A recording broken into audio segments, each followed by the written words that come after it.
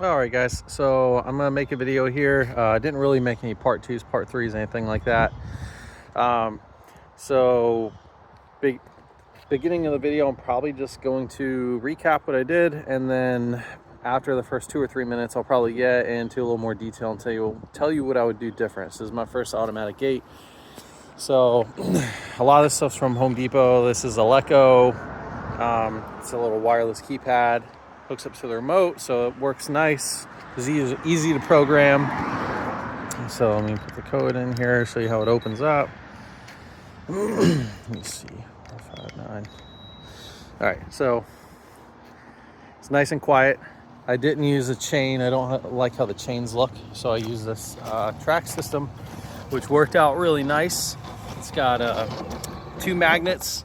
This magnet on the bottom, there's 2 of them, so that bracket's short. There's a bracket at this end that's bigger, and each one does something different when it passes the motor. So this bracket's a lot taller. It's on a 30-second auto close. You see concrete footing. It's about 6 inches, big old piece of rebar in it. And then it's got infrared sensors. Everything's ran in there. It's 110.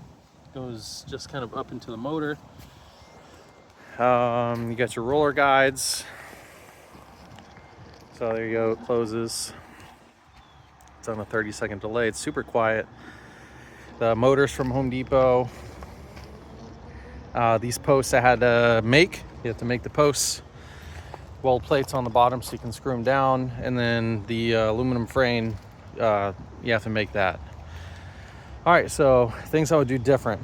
So down here, I would make it just a big pad down here. Just give yourself some more space. So another thing, I measured the gate basically to the opening. It's about a 12-foot opening. Make it bigger. Make the gate like 13 feet or 14 feet. Just go a little bigger.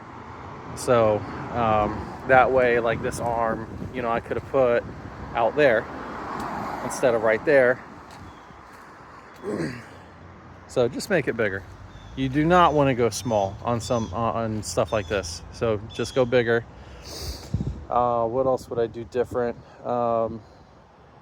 Let's see. So, I would learn to weld. So these posts took 2 weeks for someone to make, which is crazy.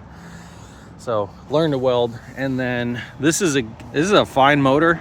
I noticed that there is almost no room in this thing to wire anything. It's very tight in there. I'm not going to take it apart right now.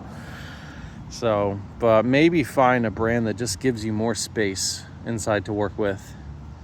So let's see what else. Yeah, I wouldn't do a whole lot different. I like the track. So it is adjustable. You can move them up and down about 1 inch if you need to. But yeah, I think the main thing, just pour yourself a nice big runway. Make sure it's nice and flat. In the end, just put a big old square piece down there, just so you have more room.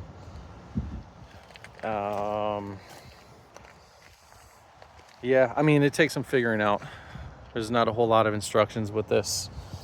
I mean, so the motor has little J-bolt type things underneath it that go into the concrete. Would have been nice if they were a little longer. So that's why this pad right there is a little taller than the track. So would have been nice if it was a little longer. Let's see. Yeah, the track's from Home Depot. The V-channel, the wheels, I'm not really sure where I got them from. Probably maybe Home Depot, maybe online. Post from a fence supplier. Yeah, that's about it.